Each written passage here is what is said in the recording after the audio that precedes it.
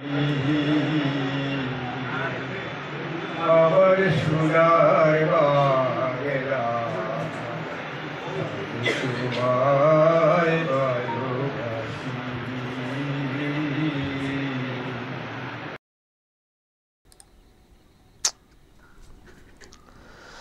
দর্শক শুনলেন ভারতের মাটিতে বাংলাদেশের জাতীয় সঙ্গীত পরিবেশন। ভাবুন দর্শক, ভারতের মাটিতে বাংলাদেশের জাতীয় সঙ্গীত পরিবেশন করা হচ্ছে। কংগ্রেস নেতা বিধুভূষণ দাস তাদের দলের যে কর্মসূচি, সেখানে বাংলাদেশের জাতীয় সঙ্গীত পরিবেশন করা হয়েছে। এই হচ্ছে কংগ্রেস। প্রিয় দর্শক, আমি শফিকুল ইসলাম এবং আপনারা দেখছেন আরামবাগ টিভি। তবে ওটা আসাম, ওটা পশ্চিমবঙ্গ না। ওখানের মুখ্যমন্ত্রী হচ্ছেন হিমন্ত বিশ্ব শর্মা, মমতা ব্যানার্জি না, যে যা খুশি করবেন, যা খুশি বলবেন। এই বিষয়টা সামনে আসার পরে ওখানকার মুখ্যমন্ত্রী হিমন্ত বিশ্ব শর্মা একটা কড়া রিয়াকশান দিয়েছেন এবং ব্যবস্থা নেওয়ার জন্য কি করা হয়েছে সেটাও বলেছেন। আমি দর্শক সেটা আপনাদেরকে প্রথমে শোনাই, তারপর উদ্দেশ্যটা কি সেটা নিয়ে আরও ব্যাখ্যাতে আসব। আগে দেখুন দর্শক, বা শুনুন ওখানকার মুখ্যমন্ত্রী হিমন্ত বিশ্ব শর্মা এই প্রসঙ্গে কি বলেছেন। 2 days ago, the District Congress Committee of Sribhumi District performed the national anthem of Bangladesh in place of the national anthem of India. This is a blatant disrespect to the people of India, its national anthem, as well as it is in line with the new claim of various Bangladesh leading citizen that eventually Northeast will be part of Bangladesh. We see the recitation of national anthem by the Congress District Committee is somehow a endorsement of the claim of various Bangladeshi people and organ of the government that Northeast is their part and parcel. I have instructed Assam Police to register a case against the District Congress Committee of Sribhumi District and to take action as per the law. শুনলেন দর্শক, ওখানকার মুখ্যমন্ত্রী যেটা বললেন যে পুলিশকে বলেছি ব্যবস্থা নেওয়ার জন্য।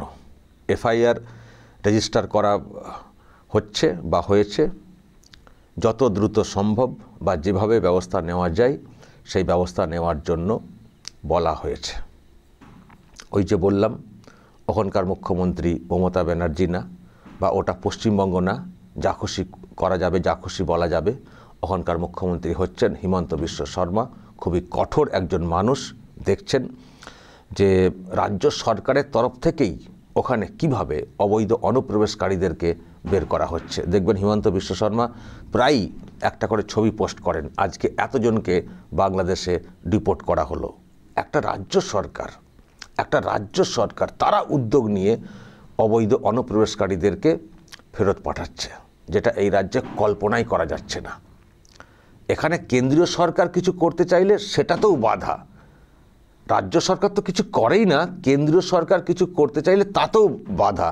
আর ওখানে একটা রাজ্য সরকার, আসাম সরকার, তারা নিজের উদ্যোগে রাজ্যটাকে পরিষ্কার করার চেষ্টা করছে। ফলে মুখ্যমন্ত্রী উনি খুবই কঠোর এইসব বিষয়ে।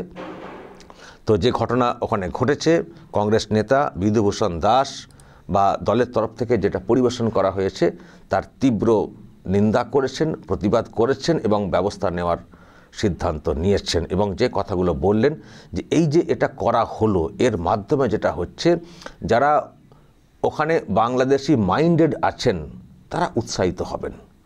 তারা কোথাও মনে করবেন এটা মনে হয় বাংলাদেশের পার্ট, বা বাংলাদেশের যেসব মানুষ নর্থ ইস্টকে নিজেদের অংশ হিসেবে স্বপ্ন দেখার চেষ্টা করছে তারা এতে উৎসাহিত হবে। তার মানে কি? তার মানে কংগ্রেস যে কাজটা করেছে অ্যাকচুয়ালি নর্থ ইস্টের মানে ওই যে অংশটা, সেটাকে যেন কোথাও বাংলাদেশের অংশ হিসেবে করে দিচ্ছে, এটাই বলার চেষ্টা করেছেন হিমন্ত বিশ্ব শর্মা। আর সত্যিই তো, আমার সোনার বাংলা আসামে কি কেন গাইতে গেছেন? আসামে আমার সোনার বাংলা কেন গাইবেন? হয়তো এক্ষুনি বলা হবে যে ওটা তো কবিগুরুর লেখা, কবিগুরুর লেখা, বাংলাদেশ অংশটাকে নিয়ে জাতীয় সঙ্গীত করেছে, তো আমরা কেন গাইব না? আরে কবিগুরুর আর কিছু পেলেন না? আর কিছু পেলেন না? যখন একটা অংশকে বাংলাদেশ তাদের জাতীয় সঙ্গীত হিসেবে ব্যবহার করে থাকে, জাতীয় সঙ্গীত মানে একটা সেন্টিমেন্ট, জাতীয় সঙ্গীত মানে একটা সেন্টিমেন্ট। কবিগুরুর তো অনেক লেখা, অনেক কিছু আছে, যদি মানে গাওয়ার ইচ্ছে হয় মানে বাংলা নিয়ে আরও অনেক কিছু আছে। তো যেটা একটা দেশের জাতীয় সঙ্গীত হিসেবে গৃহীত করা হয়েছে, যেটা গাইলে একটা একটা একটা দেশের একটা সেন্টিমেন্ট তৈরি হয় না?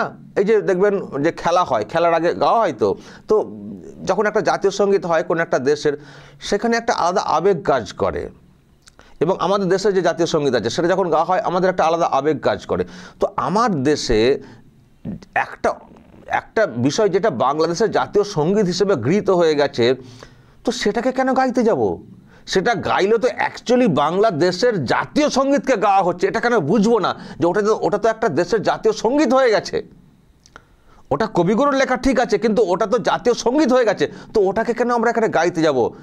নাকি যেটা হিমন্ত বিশ্ব শর্মা বলছেন যে ইচ্ছে করেই গাওয়া, ইচ্ছে করেই করা, কিন্তু আমাদেরকে বললে আমরা হয়তো ব্যাখ্যা দেব যে কবিগুরুর লেখা, কিন্তু এটা গাওয়ার মাধ্যমে যারা বাংলাদেশি মাইন্ডেড তাদের ভোটটাকে মানে পেতে পারি, তাদের ভোটটাকে নেওয়ার চেষ্টা করব। হতে পারে যে এটার এই কারণে ইচ্ছে করে এটাকে গাওয়া হয়েছে, কবিগুরুর লেখা বলে অজুহাত দেখাবো, সাফাই দেব, কিন্তু বাংলাদেশের জাতীয় সঙ্গীত পরিবেশন করব, যাতে করে এখানকার যারা আছেন বাংলাদেশি মাইন্ডেড তাদের যাতে একটা মন আমরা পাই এবং ভোট বাক্সে তার যাতে প্রতিফলন ঘটে।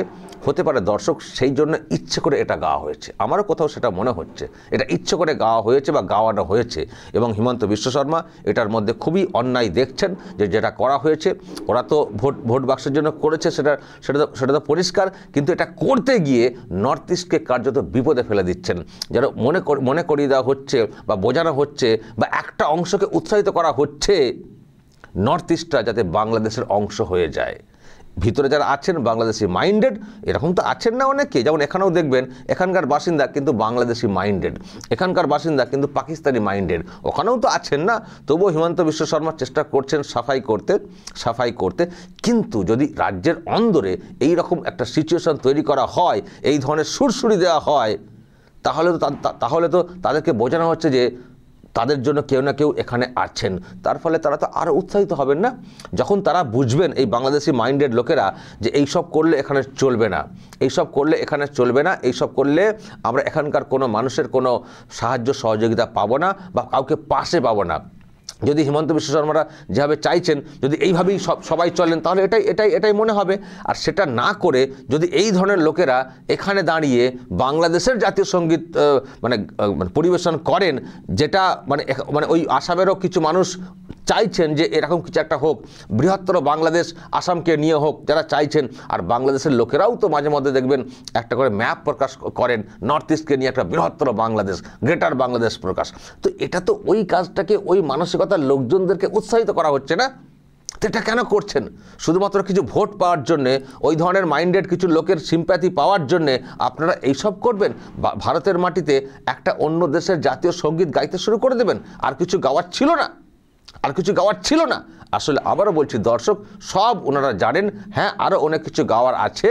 আর আসামের মতো জায়গাতে সোনার বাংলা গান গাওয়ার তো কোনো প্রয়োজনও ছিল না। আসাম তো ওটা তো আসাম, ওখানে তো অসমিয়া একটা তার প্রাধান্য আছে। হতে পারে ওখানে অনেক বাঙালি আছেন, আমাদের সঙ্গে তাদের একটা আত্মিক যোগ আছে, কিন্তু প্রশ্ন হচ্ছে যে আপনি ওই রকম একটা গান গেয়ে বসবেন যেটা একটা দেশের জাতীয় সঙ্গীত, এবং যে দেশকে নিয়ে আমরা এখন একটা অন্য রকমের এর মধ্যে চলছি।